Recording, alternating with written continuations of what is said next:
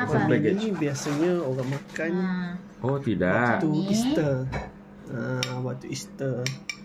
So Tak nak banyak, ambil macam ni. You taste dulu sikit-sikit lah. adalah dessert Lepas tu makan dengan vanilla.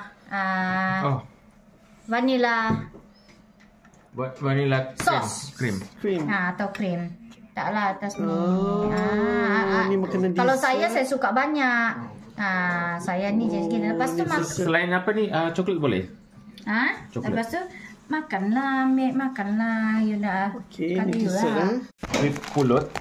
Pulut. Okey. Kita makan dessert ni, dessert daripada Finland famous. Ni ada kat sini. Sedap.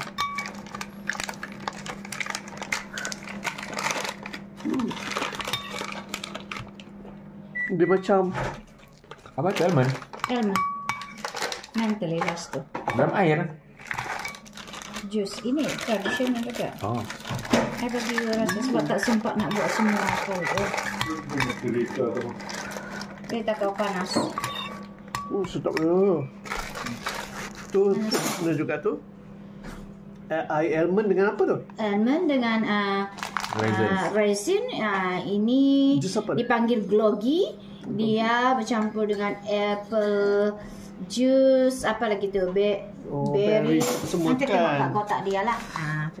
Ini minuman, selalunya minuman ni kita minum masa 24 hari bulan. Selalunya orang Christmas lah, pembukaan Christmas. Dia tradisional lah untuk orang Finland. Untuk Finland, Finnish traditional.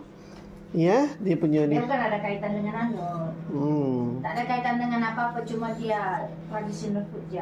Ya, tak ada apa. Dia orang salah sangka kan, takut macam tu.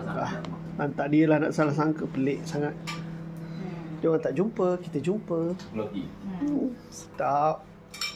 Unik lah makanan ni.